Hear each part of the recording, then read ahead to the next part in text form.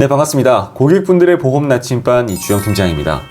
오늘은 많은 분들께서 물어보시는 4세대 실손보험을 비급여 3종을 기준으로 시리즈별로 분석을 해서 세대별로 어떠한 차이가 있는지 준비를 좀 했습니다. 자, 20년도 7월부터는 대부분의 회사들이 4세대 실손을 판매하고 있죠. 보상이 안 좋아졌다, 보험금을 청구하면 비싸진다 등의 얘기가 있지만 사실 저는 이런 생각들을 합니다. 아직 포장지를 제대로 연 것은 아니다. 아직 일어나지 않는 일들에 대해서 너무 걱정부터 하는 게 아닐까 싶습니다. 그래서 오늘 시간은 4세대 실손보험에서 비급여 3종인 도수치료, MRI, 주사치료를 할 때 과거 실손과 비교했을 때 어떠한 차이가 있는지 디테일하게 한번 확인해 보도록 할 거고요. 비교는 이해를 돕기 위해 2세대, 3세대, 4세대 실손의 비급여 3종 관련 표를 보여드리고 설명을 드리려고 합니다. 더불어 사례를 통해서 보상이 어떤 식으로 이루어지는지도 안내를 드릴 거고요. 이를 통해 비급여 3종의 입장에서 4세대 실손보험의 특징들, 장단점들을 마지막으로 정리해 드리도록 하겠습니다. 네, 그러면 바로 시작해 보도록 하겠습니다.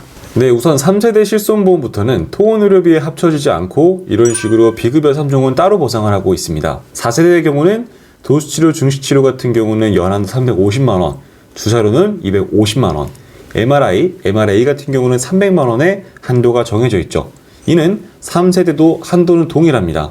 다만 최소 공제금이 4세대 같은 경우는 3만원, 2세대의 경우는 2만원이라는 차이가 있습니다. 1세대, 2세대의 경우는 비급여 3종이 입원 통원 한도에 포함이 되어 있고요. 2세대의 경우 병원의 종류에 따라서 공제 금액의 차이가 있음을 아시면 좋을 것 같습니다. 게다가 2세대의 경우는 통원시 30만원이라 써놨는데요. 이건 어떤 분들은 외래 25, 처방주제에 5만원일 수가 있고 어떤 분들은 외래 20, 처방주제에 10만원일 수가 있습니다. 조금씩 차이가 있을 수 있고요. 그리고 세대별로 판매 시기의 경우는 보험사별로 약간씩 차이가 있을 수 있습니다. 오차가 있을 수 있는 점 감안해 주시기 바랍니다.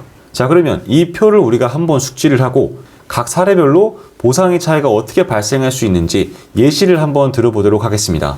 자, 첫 번째는 도수치료이고 비급여 금액이 15만원이 나올 때 이거를 가정으로 세대별로 어떠한 보험금 차이가 발생할 수 있는지 보도록 하겠습니다. 자, 2세대의 경우는 비급여 15만원 중 20%인 3만원을 공제하고 나머지 12만원이 보상이 가능합니다. 3세대의 경우는 비급여 15만원에서 30%인 4.5만원을 공제를 하고 있죠. 이는 4세대도 동일하게 볼 수가 있습니다. 자, 이렇게 보면 통원시 비급여 3종의 금액이 15만원 정도 나왔을 때 2세대 실비가 더 보상이 높게 될 수 있음을 알 수가 있네요. 자, 근데 무조건 이런 건 아니겠죠. 금액대에 따라 달라질 수 있음을 다음 사례를 보시면서 확인하시기 바랍니다. 자, 비급여 통원 금액이 7만원 정도일 때인데요.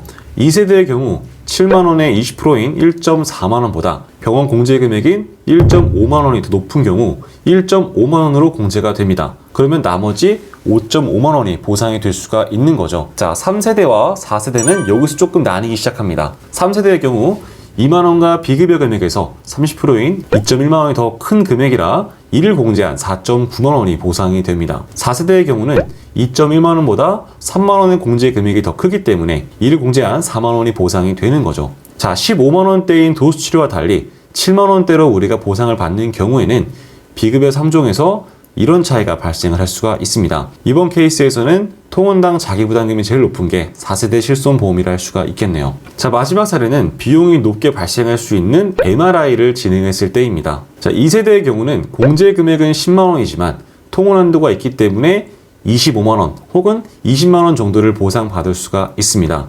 이번 예시는 통원 한도 25만원대를 말씀드린 거예요.